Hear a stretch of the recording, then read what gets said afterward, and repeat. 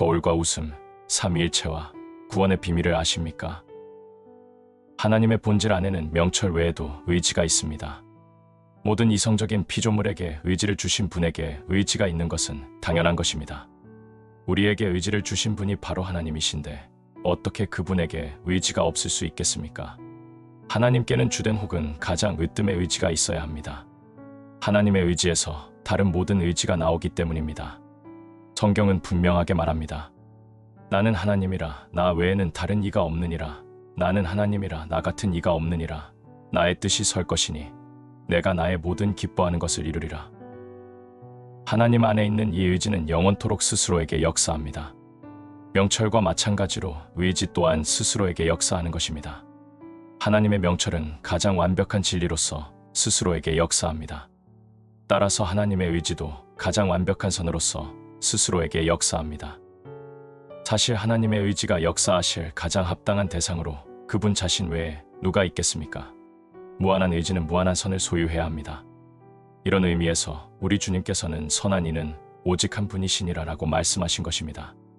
따라서 하나님의 의지가 무한한 선으로서 스스로에게 역사하고 스스로에게 동의하는 것입니다. 이제 성부와 성자에게서 성령님이 나오시는 높고 신비스러우며 영적인 과정에 대해 이야기할 때가 되었습니다. 하나님의 의지가 스스로에게 영원함 속에서 역사하고 영향을 미칠 때 무한한 선하심 속에서 스스로를 기뻐하는 결과를 낳습니다.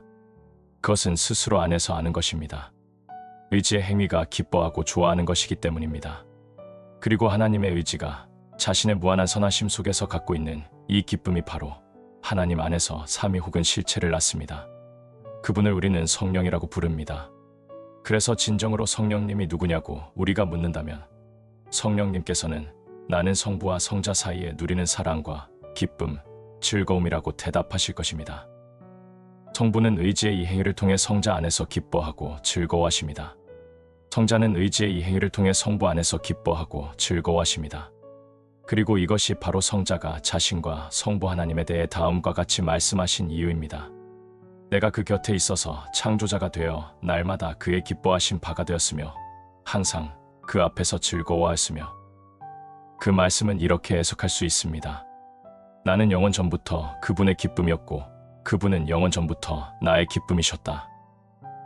성부께서는 영원 전부터 성자를 그분의 의지, 사랑, 기쁨 안에서 열망하셨습니다. 그리고 아들께서도 영원 전부터 성부를 그분의 의지, 사랑, 기쁨 안에서 열망하셨습니다. 그리고 서로를 향한 이 공통의 갈망과 열망에서 성령님이 나오십니다. 그렇게 해서 성령님은 전체 삼위를 채우십니다. 어떤 사람이 거울을 들여다볼 때 웃음을 짓고 있다면 거울에 비친 그의 형상도 웃고 있을 것입니다. 그러나 그때도 얼굴은 하나뿐입니다. 이 연합 속에서 우리는 삼위를 찾을 수가 있습니다. 얼굴이 하나이고 거울 속에 비친 얼굴의 형상이 또 다른 하나입니다. 그리고 세 번째로 둘 모두의 웃음이 또 다른 하나입니다. 그러나 결국 모두가 한 얼굴 안에 있는 것이고 한 얼굴에 대한 것입니다. 그리고 모두가 하나의 얼굴입니다. 마찬가지로 하나님 안에 있는 명철이 하나이며 그분이 거울 안에서처럼 자신 안에서 바라보고 있는 명철의 반영 혹은 형상이 두 번째입니다. 그리고 성취된 의지를 통해 그들 모두가 서로 사랑하고 좋아하는 것이 세 번째입니다. 그러나 모두가 한 분 하나님 안에 있고 한 분 하나님에 대한 것입니다. 그리고 모두가 한 분 하나님이십니다. 이 삼위일체 속에는 시간의 개념으로 보는 처음과 마지막이 없습니다. 모두가 한 번에 한순간에 존재하는 것입니다. 얼굴과 거울 속에 비친 형상, 둘 모두가 짓는 웃음 가운데 어느 것이 먼저 존재한다고 말할 수 없듯이 말입니다. 결론적으로 말해서 성자가 그분의 명철을 통해 일하실 때 그분의 영원한 의지로 말미암아 우리가 성자를 소유하듯이 우리는 명철과 의지가 결합해 일하는 것을 통해 그 둘 모두의 사랑, 기쁨, 즐거움이라는 성령을 소유하게 됩니다. 그것에 대해 결론적으로 세 가지 구별된 신격 혹은 실체를 발견하게 됩니다. 그리고 우리는 그 세 분을 성부, 성자, 성령이라고 부르는 것입니다. 그분은 영적이지만 언어로 표현할 수 없는 하나의 실체이며 바로 하나님 자신입니다. 하나님은 그렇게 홀로 영원 전부터 존재해 계셨고 영원함 속에서는 그분 외에 다른 어떤 것도 존재하지 않았습니다. 하나님께서 하신 첫 번째 일 혹은 행위 혹은 움직임은 첫째는 명령이고 두 번째는 하나님의 명령의 시행입니다. 명령하시는 것은 하나님 자신의 뜻의 결정, 목적에서 비롯된 행위입니다. 명령하시는 것은 모든 것, 모든 상황, 모든 만물의 질서를 영원 전부터 하나님 자신 안에서 확실하고 불변하게 그러나 자유롭게 결정하는 것입니다. 모든 일을 그의 뜻의 결정대로 일하시는 이의 계획을 따라 우리가 예정을 입어 그 안에서 기업이 되었으니 하나님의 이 행위는 그분의 본질 안에 내적으로 영원히 거하는 것입니다. 두 번째, 명령을 시행하는 것은 하나님의 행위입니다. 그것을 통해 하나님은 시간 속에서 모든 것을 미리 알리고 명령하신 대로 효과적으로 일하십니다. 하나님의 이 행위는 외적인 것으로 하나님에게서 피조물에게로 전해집니다. 명령에는 다양한 종류가 있습니다. 공통되고 일반적인 명령이 있습니다. 그것은 모든 피조물에게 해당하는 것으로 창조의 명령 혹은 공급과 보존의 명령입니다. 또 특별한 명령이 있습니다. 그것은 이성적인 피조물인 천사와 인간에게 해당되는 것입니다. 그것은 예정설이라고 불리며 선택과 영벌로 이루어져 있습니다. 공통되고 일반적인 명령에 대해서는 성경에 언급된 정도밖에 아는 것이 없습니다. 천사들의 특별한 명령에 대해서도 성경에 많은 것이 나와 있지 않습니다. 우리가 다룰 것은 우리 인간에 대해 하신 명령입니다. 바로 세상이 창조되기 이전 인간의 구원과 연관된 하나님의 명령인 것입니다. 이것을 우리는 예정설 혹은 선택의 교리라고 부릅니다. 그것은 그리스도와 그분의 몸에 대한 것입니다. 그리스도, 그분이 처음으로 예정되신 분입니다. 그것은 다음의 말씀을 통해 알 수 있습니다. 보라, 내가 택한 종 곧 내 마음에 기뻐하는 바 나의 사랑하는 자로다. 내가 내 영을 그에게 줄 터이니 그가 심판을 이방에 알게 하리라. 복음서 저자는 이 말씀을 그리스도에 대한 말씀으로 해석합니다. 그리스도가 미리 예정되었기 때문에 그리스도의 몸된 자들도 그분 안에서 미리 예정된 것입니다. 그래서 사도는 이렇게 말합니다. 곧 창세전에 그리스도 안에서 우리를 택하사 우리로 사랑 안에서 그 앞에 거룩하고 흠이 없게 하시려고. 우리는 그리스도 한 분 공통된 분 안에서 택하심을 받습니다. 그분은 첫 번째로 택하심을 받은 분이었습니다. 그리고 우리는 그분 안에 있습니다. 새로운 나라가 세워진다고 생각해 보십시오. 새로운 왕이 선택되고 그 왕의 모든 계승자는 그 안에서 선택을 받습니다. 하나님은 영광의 나라를 세우셨습니다. 그분은 예수 그리스도를 그 나라의 왕으로 택하셨습니다. 그리고 그 왕 안에서 우리를 택하셨습니다.